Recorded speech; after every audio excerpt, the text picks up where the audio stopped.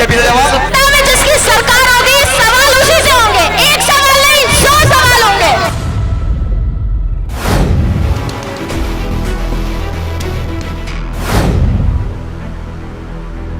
तो चलिए अब कार्यक्रम की हम शुरुआत करने जा रहे हैं। तो नमस्कार, मैं हूं आपके साथ कनिका अरोरा और आप देख रहे हैं द न्यूज़ 15 का जो खास कार्यक्रम होने जा रहा है चुनावी संग्राम।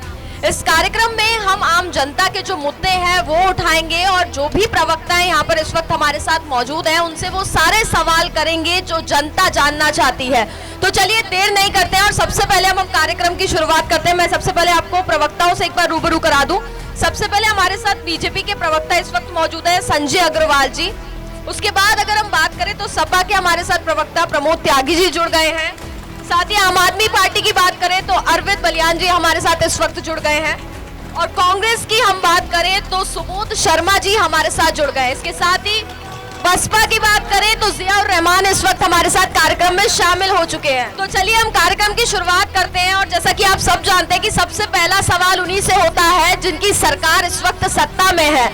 तो मैं बीजेपी से सबसे पहले सवाल करने जाऊंगी। संजय अग्रवाल मेरे साथ जुड़े हुए हैं, उनसे मैं बात करती हूँ। संजय जी, सबसे पहले तो आपका द न्यूज़ 15 में बहुत बहुत स्वागत है। धन्यवाद न्यूज़ 15 का। बिल्कुल, तो सीधा सा सवाल आपसे मैं करूंगी। योगी जी दावा करते हुए नजर आ रहे हैं कि 300 प्लस सीटें आने वाली हैं और मुझे कहीं ना कहीं ये लग रहा है कि किसानों का मुद्दा जो है वो काफी भारी पड़ेगा। नहीं, हम किसानों के साथ हैं। जब 2017 में हमारी सरकार आई तो 22,000 करोड़ रुपया शुगर मिलों पर उधार था किसानों का, उसको दिलाने का काम अगर किसी ने किया तो भाजपा ने किया। जब तक आखिरी गन्ना मिल में नहीं चला गया उत्तर प्रदेश की कोई शुगर मिल बंद नहीं हुई।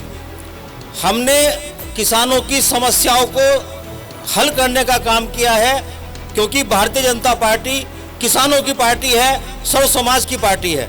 किसान हमारे साथ है, किसान हमको वोट दे रहा है। 2014, 2017, 2019 इसके सीधे सीधे साक्षात उदाहरण हमारे सामने हैं।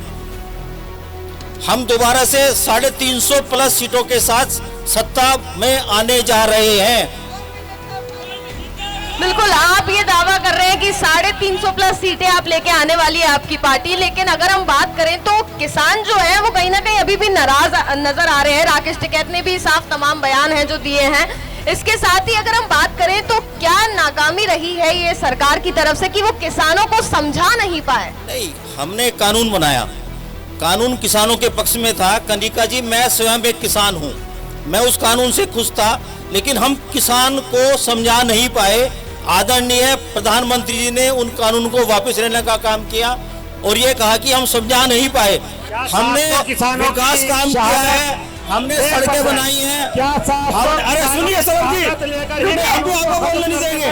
सुनिए, आपको बोलने नहीं देंगे। जवाब सुन लेते हैं, जवाब सुन हमारी लेते हैं। बात सुनिए आप। क्या 700 किसानों की हम सब लोग हैं, सभ्यता के साथ बात सुनिए। था उत्तर प्रदेश 2014 में जब यशस्वी प्रधानमंत्री मोदी जी की सरकार आई, उसके बाद उत्तर प्रदेश में 2017 में चुनाव होते हैं। एक मिनट। और समाजवादी पार्टी की नाकामियों के कारण कानून व्यवस्था ध्वस्त थी। जनता ने 325 विधायक देने का काम भारतीय जनता पार्टी को किया है।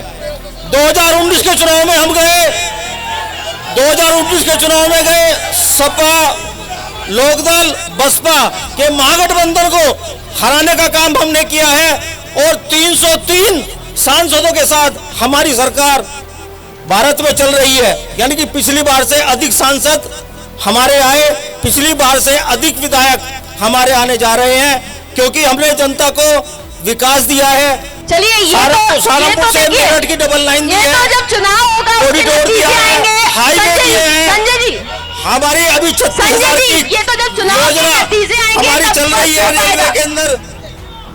संजय जी, मैं लखीमपुर घटना पर आपसे बात करना चाहूंगी, इस पर आप क्या कहेंगे? वो जांच चल रही है, अदालत के अंदर मामला है। जो मामला अदालत के अंदर है उसके ऊपर मैं कोई टिप्पणी करना नहीं चाहूंगा और ना ही करनी चाहिए। सर सुनिए, अदालत का जो निर्णय होगा वो हम सब मानेंगे। सर, अब तो सब स्पष्ट हो गया है कि वो घटना जानबूझकर की गई थी, लेकिन उसके बाद भी मंत्री अभी तक बैठे हुए हैं, उनको इस्तीफा नहीं दिलवाया जा रहा है। क्यों नहीं दिलवाया जा रहा है? ये बड़ा सवाल है। संसद के अंदर कि कानून अपना काम कर रहा है, अदालत के निर्णय की इंतजार कीजिए। हम सब अदालत का सम्मान करते हैं, जो निर्णय अदालत का आएगा उस सबको हम मानेंगे और हमने माना है पहले भी। चलिए अभी हम सपा के प्रवक्ता प्रमोद जी से भी बात करेंगे। प्रमोद जी, आप क्या कहना चाहेंगे? बीजेपी प्रवक्ता संजय जी ने तमाम बातें कही हैं, आप कितना संतुष्ट हैं इनकी बातों से? कितना संतुष्ट हैं? संतुष्टि का क्या सवाल है? आप कह रहे हैं हमारी किसानों की पार्टी है, बिजली कहाँ है, यूरिया कहाँ है, एनपीके कहाँ है, डीएपी कहाँ है? आप गन्ने की बात कर रहे हैं। जो किसान गन्ना डाल चुका, अगर आप उसका पेमेंट करा रहे हैं तो एहसान है क्या कुछ? और कहाँ कराया पेमेंट? सपा ने नहीं कराया, हमने कराया। कितना भुगतान हुआ है जान लेते हैं। 22,000 करोड़ का भुगतान बकाया था जब हमारी सरकार आई। 22,000 करोड़ रुपए का पेमेंट पूरा हो चुका, कोई बकाया मिल के ऊपर नहीं है। मिल आखिरी गन्ना जब तक नहीं तुला, मिल बंद नहीं हुई। किसान के लिए जितना कुछ भारतीय जनता पार्टी ने किया है, 18 घंटे बिजली गांव में मिल रही है, 24 घंटे बिजली शहर में मिल रही है। कानून व्यवस्था अपने बहुत अच्छी है। चोरी की गाड़ियां कटनी बंद हो गई है, गोकशी होनी बंद हो गई है। सोतीगंज, हिंदुस्तान की कोई गाड़ी कहीं चोरी होती थी, वो सोतीगंज में कटती थी मेरठ के अंदर। उस सोतीगंज को, उस कटाई खाने को बंद करने का काम अगर किसी ने किया है, भारतीय जनता पार्टी ने किया है। चलिए, 2.5 लाख रुपए हर व्यक्ति को मकान देने का काम हमने किया है। आयुष्मान योजना को लागू करने का काम हमने किया है। कोरोना के अंदर 80 करोड़ लोगों को अनाज देने का काम हमने किया है। सबका साथ, सबका विकास, सबका विश्वास, हमने सब। चलिए आगे भी हम तमाम प्रवक्ताओं से बात करेंगे। प्रमोद जी से मैं बात करना चाहूंगी। देखिए, बीजेपी के साथ किसान है कि नहीं, ये तो हमने बॉर्डर पर सबने देखा है बॉर्डर पर। अभी अब हम बात करते हैं प्रमोद जी से। प्रमोद जी, अगर आपकी पार्टी इस बार सत्ता में आती है तो क्या कुछ वादे हैं सबसे पहले जो आप करेंगे और उसे निभाएंगे? देखिए, मुलायम सिंह जी का और अखिलेश जी का व्यक्तित्व रहा है, वो कहते हैं वो करते हैं। जब भी हमारी सरकार बनी है और पार्टी के सहयोग से भी बनी है, जो हमारा मैनिफेस्टो है वो हमारे नेता मुलायम सिंह जी ने और हमारे नेता अखिलेश जी ने लागू किया है।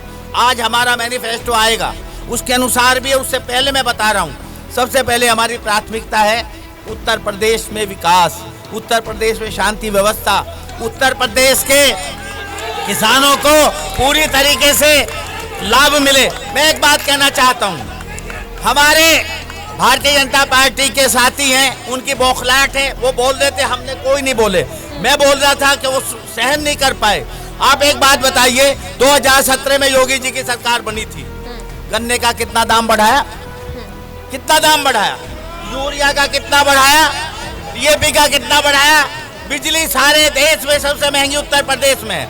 मैं एक प्रश्न पूछना चाहता हूँ, आज सूचना का अधिकार है, मैं एक प्रश्न पूछना चाहता हूँ, 2017 के बाद जब से भारतीय जनता पार्टी की उत्तर प्रदेश में सरकार है, योगी जी मुख्यमंत्री हैं, 1 यूनिट बिजली का उत्पादन हुआ हो तो बताएं? 1 यूनिट जनता जवाब देगी।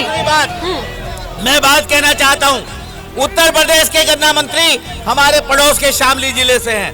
3 गन्ना मिल शामली जिले में है, शामली में, ऊन में, थाना भवन में। उनके अपने गांव में गन्ना मिल है, कितना पेमेंट हुआ है?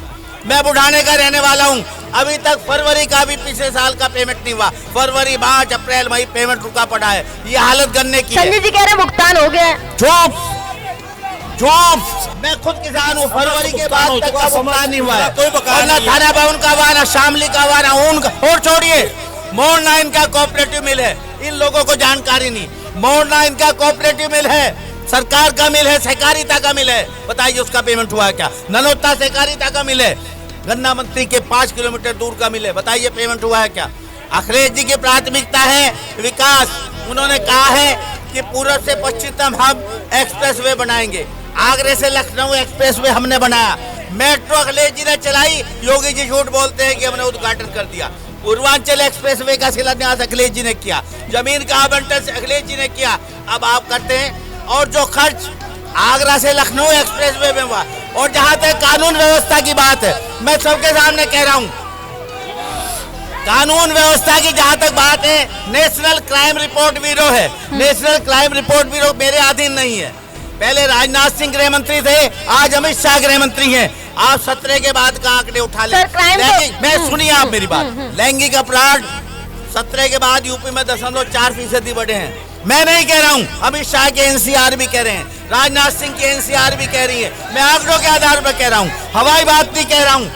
आप उत्तर प्रदेश में 17 के बाद जो एनसीआरबी की रिपोर्ट है, ये केंद्रीय गृह मंत्रालय की, गृह मंत्रालय मेरे हाथ में नहीं है, बिल्कुल, पहले बिल्कुल। राजनाथ सिंह थे, अब अमित शाह हैं, उनकी रिपोर्ट है एनसीआरबी की, उसके आधार पर मान लीजिए कानून व्यवस्था दोस्त है। और दूसरी बात सुन लीजिए, आज प्रधानमंत्री जी की बौखलाहट, वो लाल टोपी से डरते हैं, लाल कपड़े से डरते हैं, लाल खून का निशान है, लाल क्रांति का निशान है। प्रधानमंत्री जी भी लाल आग दिखाते हैं, प्रधानमंत्री जी भी लाल आग दिखाते हैं, लाल आग दिखाते हैं, लाले बगैर काम नहीं चलने जा रहा है। चलिए आम आदमी पार्टी के प्रवक्ता से हम बात करते हैं, अरविंद जी से बात करते हैं। आम आदमी पार्टी, चलिए अरविंद जी हम आपसे बात करेंगे। आम आदमी पार्टी की अगर हम बात करें तो आम आदमी पार्टी उत्तर प्रदेश में क्या कुछ काम जनता के लिए करेगी? सबसे पहले सीधा सवाल। देखिए, आम आदमी पार्टी का जन्म एक आंदोलन से जन्मी पार्टी है और आम आदमी पार्टी का चुनाव यूपी के अंदर पहला चुनाव है। और सर शांति बनाए रखिए ना, शांति बनाए सभी रखिए। मित्रों से कहना चाहता हूं, हमारे विपक्षीय पार्टी भी हमारे पास आज हैं और मैं इस चैनल का भी धन्यवाद देना चाहता हूं कि आम आदमी पार्टी किसी जाति और धर्म पर चुनाव नहीं लड़ेगी।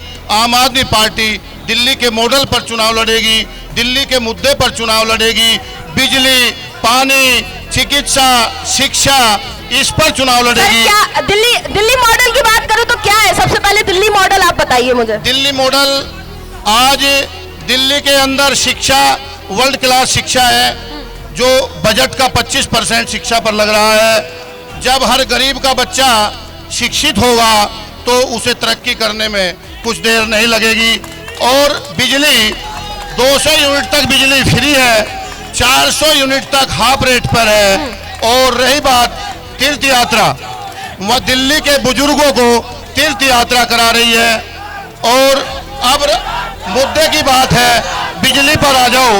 उत्तर प्रदेश में मैं अपने बीजेपी के मित्रों से पूछना चाहता हूं, मैं बुढ़ाना विधानसभा से आता हूं और बुढ़ाना विधानसभा से आता हूं, आज भी बजाज का शुगर मिल है बुढ़ाना में। क्या ये बता सकते हैं कि आपने गन्ने का पेमेंट कितना दिलाया है? और रही बात किसानों की जितनी भी बात है, बीजेपी एकमात्र इस देश में पहली पार्टी है जिसके सांसद और जिसके विधायक गांव में जाने से कतरा रहे हैं और उनकी पिटाई पहला एक इतिहास होगा। पहला चुनाव है जो बीजेपी का सिटिंग एमएलए, बीजेपी का सिटिंग एमपी गांव में पिट रहे हैं, चलिए उनकी गाड़ियां तोड़ी जा रही है। हम पहले दिल्ली की बात करते हैं। आज मैं थोड़ी आपको एक किसानों पर नजर डाल दूं, किसानों की बात मैं आपको बता दूं। आज इस देश का जो प्रधानमंत्री अपने आप को सबसे घमंडी प्रधानमंत्री बताता था, उसी आदमी ने 1 साल के अंदर पूरे देश से हाथ जोड़कर माफी मांगी और कहा कि मैं किसानों को समझा नहीं पा रहा हूं। मैं ये कहना चाह रहा हूं, अब आने वाला चुनाव है विधानसभा का, उत्तर प्रदेश का, पंजाब का चुनाव है, उत्तराखंड का चुनाव है, गोवा का चुनाव है। ये तो फरवरी और मार्च में पता लग जाएगा जनता इनको क्या जवाब देगी।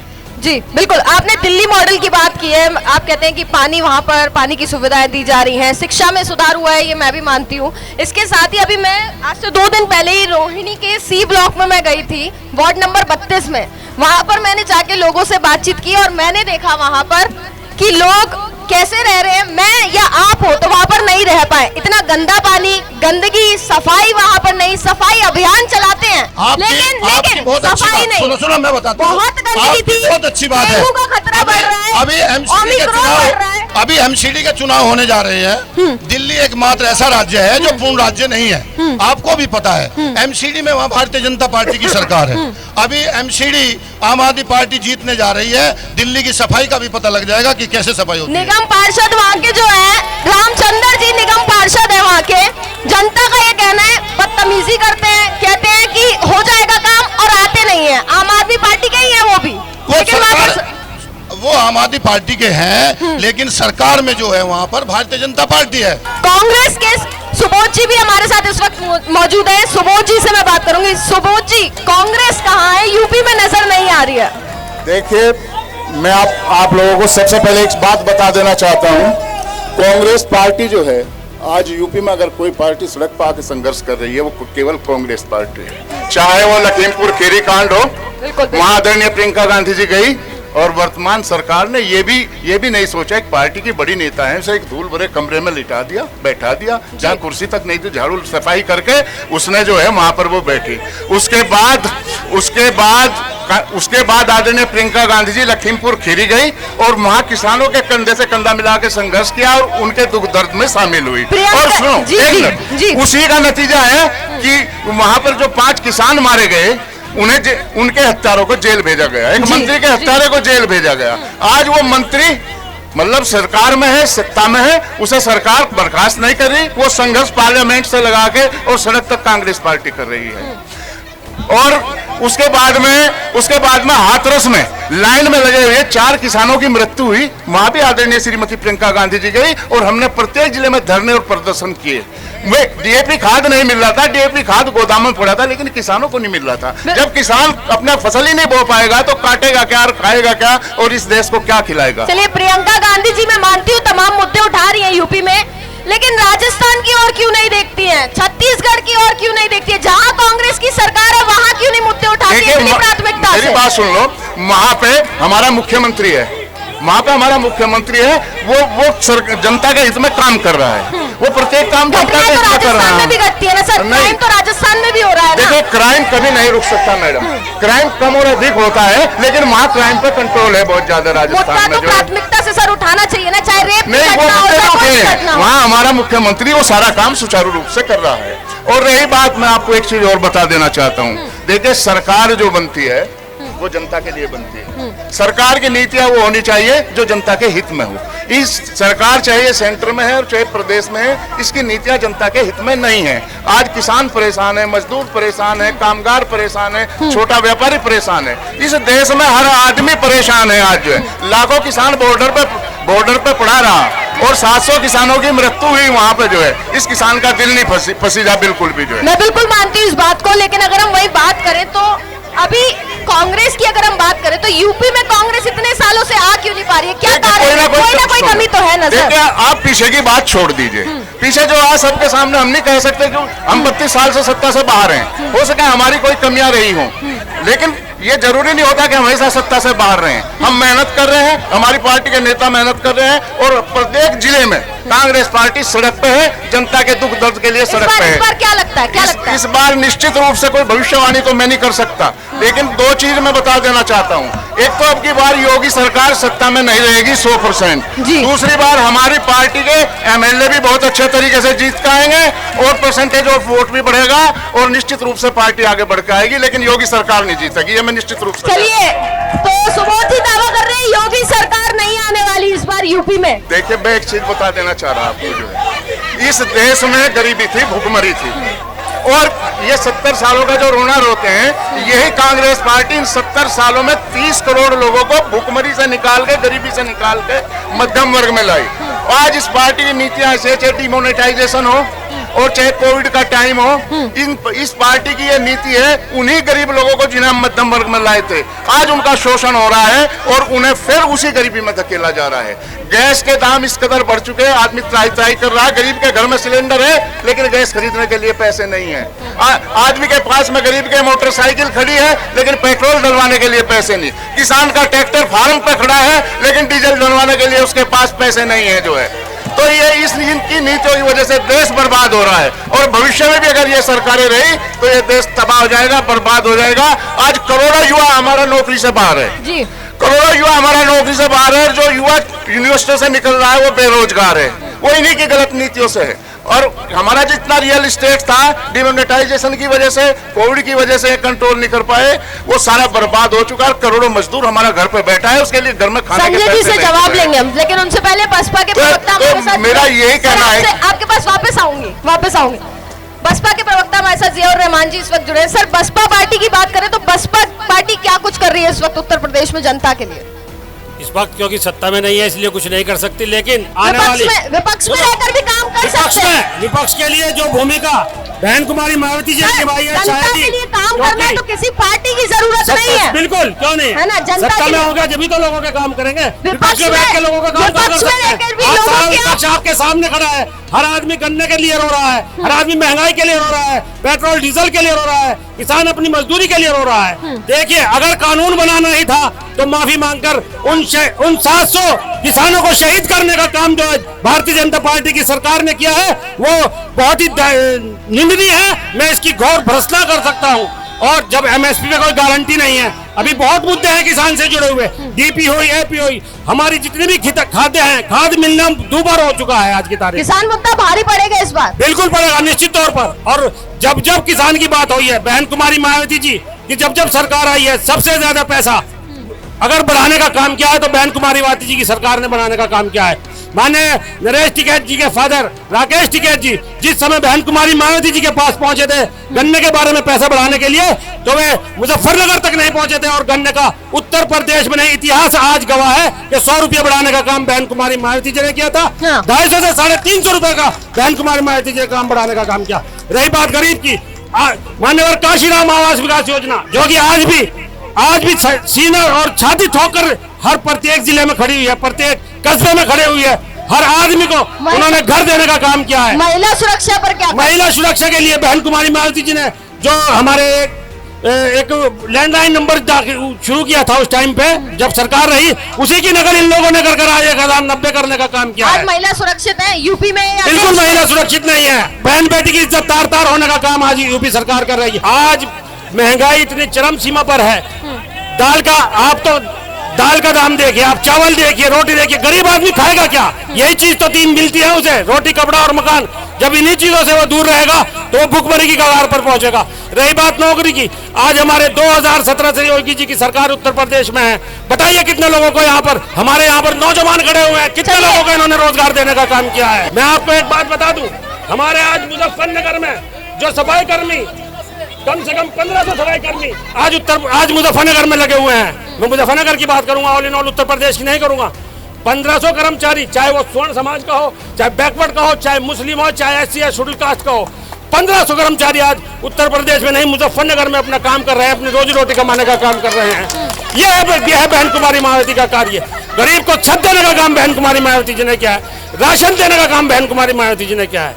राशन तो मोदी जी और योगी जी भी दे रहे हैं। मोदी जी और योगी जी जब तक 2012 तक हमारी सरकार रही, एक भी दंगा 2007 से 12 तक आप बता दीजिए, एक दंगा मुरादाबाद में हुआ था, एसएसपी और डीएम सस्पेंड करने का काम बहन कुमारी मायावती जी ने किया था। बताइए, आज सारे उत्तर प्रदेश चला है, पिछले 2017 से लगाकर 2022 होने वाला है, 4000 हिंदू मुस्लिम दंगे उत्तर प्रदेश में हुए हैं। बताइए कितनों पर कार्रवाई हुई है। अब इसका जवाब हम संजय जी से लेते हैं, इसका जवाब हम संजय जी से ही लेंगे। संजय जी, महंगाई को लेकर के मुद्दे उठ रहे हैं, महिला सुरक्षित नहीं है ये मुद्दा उठ रहा है, लोगों के पास खाने के लिए खाना नहीं है ये मुद्दा उठ रहा है, आप क्या कहेंगे? कनिका जी, हम तो 2019 का चुनाव ही कानून व्यवस्था पर लड़े थे और जीत कर आए हैं।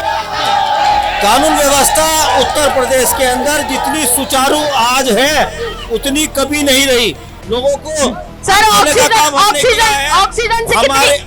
ऑक्सीजन ना होने की वजह से कितनी जाने गई सर उत्तर प्रदेश में? हर जिले के अंदर ऑक्सीजन प्लांट लग चुका है। और कल ही मुजफ्फरनगर में हमारे मंत्री डॉक्टर संजीव बालियान जी ने ऑक्सीजन प्लांट का उद्घाटन किया है। कल ही ऑक्सीजन प्लांट के 6 प्लांट हमारे जिले में लग रहे हैं। सर आपको पता ही होगा, नीति आयोग की रिपोर्ट में बिहार की बात कर ले, यूपी की बात कर ले, गुजरात की बात कर ले, गरीब राज्यों में आ रहे हैं ये, कहाँ विकास हो रहा है, किसको रोजगार मिल रहा है? जी, पिछली सरकारें रही हैं, बसपा की, सपा की, कांग्रेस की, उनकी नीतियों के कारण उत्तर प्रदेश पिछड़ गया था।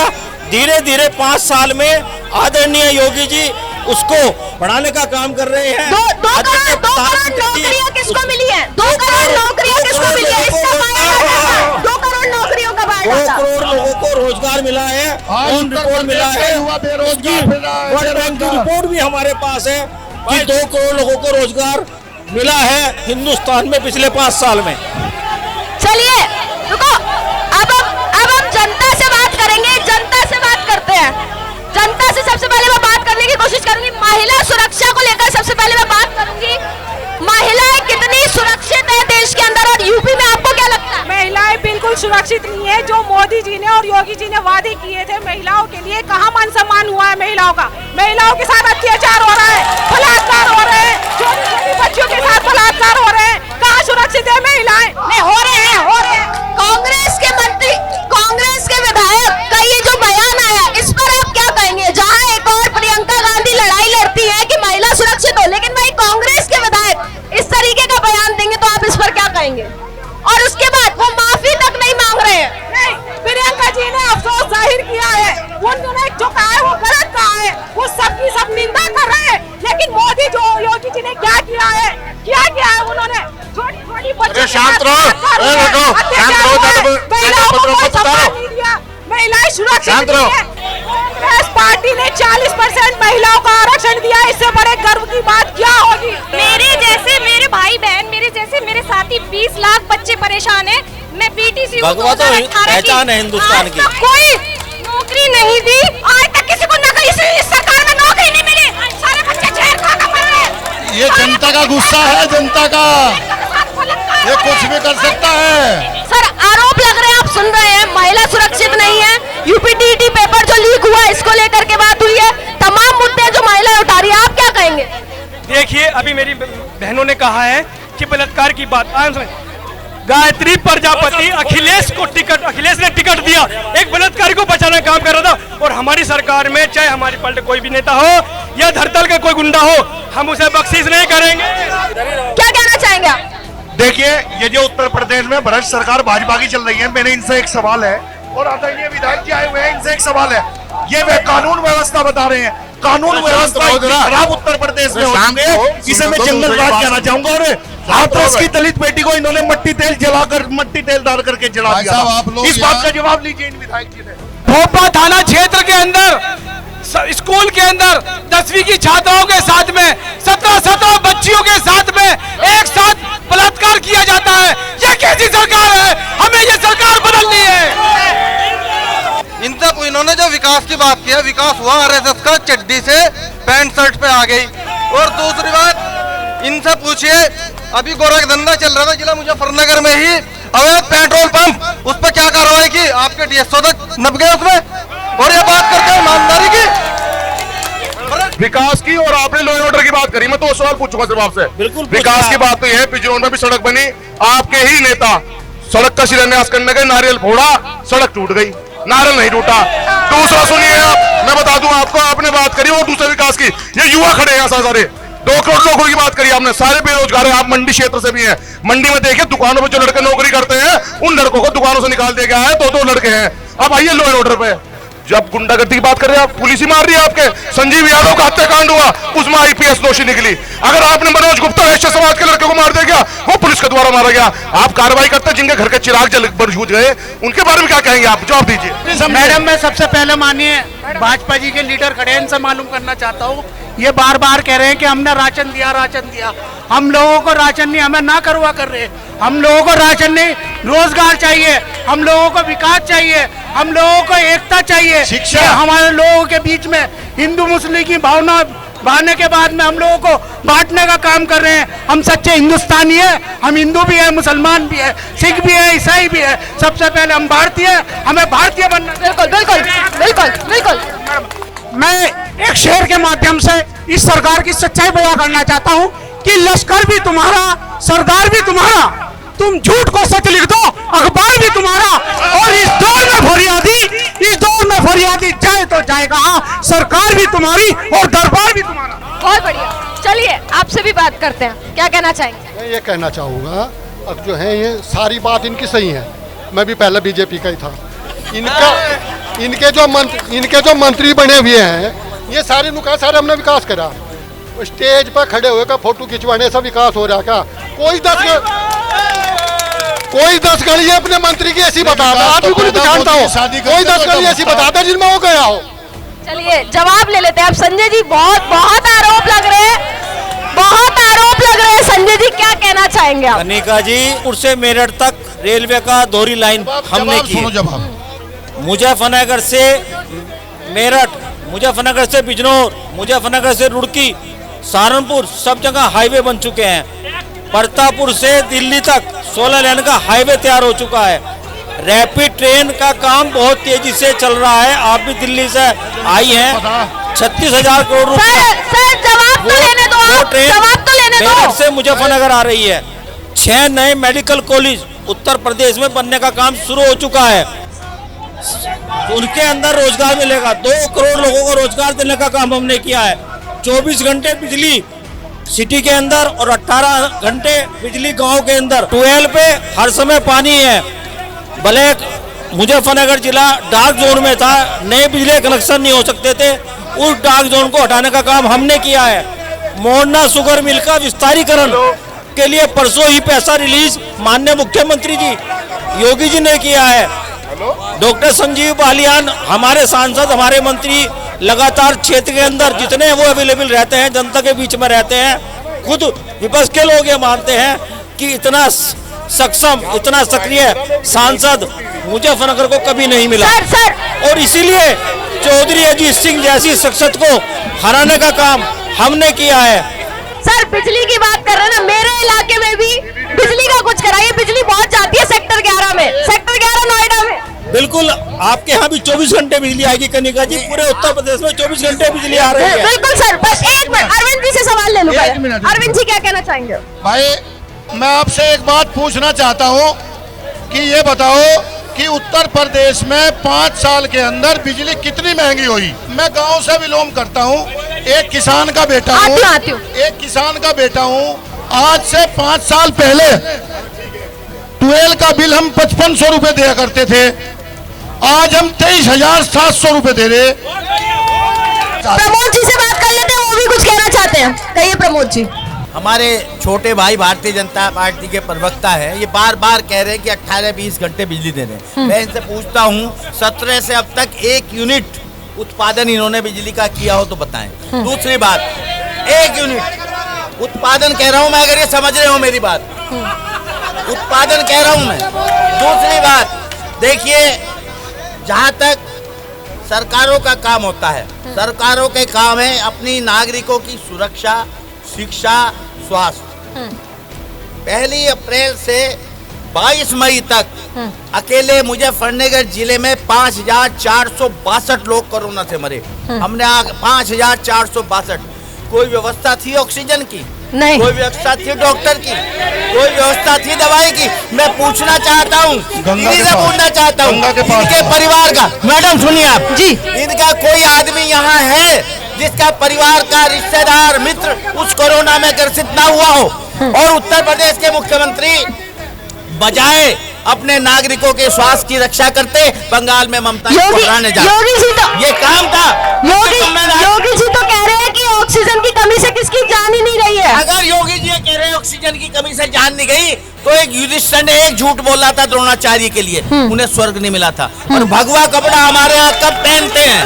हमारे यहाँ भगवा कपड़ा जब पहनते हैं जब संन्यास लेकर के राज छोड़ के जाते हैं। ये भगवा कपड़ा पहन रहे हैं राज करने के लिए। इस तरह के झूठे लोग, देखिए मैं एक आपके सामने शांति बनाए रखिए। इन्होंने हमारे बच्चों ने अभी नारा लगाया जय श्री राम। रामायण में एक घटना इनको भी याद होगी। अगर रावण लंका के राजा के रूप में पंचवटी में जाता तो माता सीता लक्ष्मण रेखा पार नहीं करती। उन्होंने साधु का वेश धारण करके सीताहरण किया है, तो भाजपा वाले साधु का वेश धारण कर रहे हैं सीताहरण करने के लिए। भाजपा के कुछ लोग भी हैं यहाँ पर, उनसे बातचीत करते हैं। और रही बात हमारे माननीय समाजवादी पार्टी वालों की, ये जो कह रहे हैं पूरा का पूरा समाजवाद क्वारंटाइन हो गया था अपने घर में। तो अकेला बीजेपी का कार्यकर्ता पदाधिकारी माननीय मुख्यमंत्री कितने लोगों की उत्तर प्रदेश में जाने गई है, देश में जाने गई है, तब क्या कर रहे थे? मेडिकल व्यवस्था क्या थी? क्या थी मेडिकल व्यवस्था? इन लोगों ने 70 साल तक काम किया, राज किया। क्या ये उन्हीं की देन है जो मेडिकल कॉलेजेस है, ये सारे कांग्रेस के टाइम पे बने हुए हैं। मैं कह रही हूँ भाजपा ने कौन सा मेडिकल कॉलेज बनवाया है? क्या व्यवस्था हमें मिली थी? हर जिले में सरकार द्वारा ऑक्सीजन प्लांट का उद्घाटन। व्यवस्था क्या मिली? मेरे को ही कोरोना का इलाज नहीं मिल पाया। मेरे को कोरोना हुआ, मेरे को कोरोना का इलाज नहीं मिला। क्या व्यवस्था थी? सबको बीजेपी दिख रही, जो पूछा बीजेपी से जवाब। तो सत्ता में बीजेपी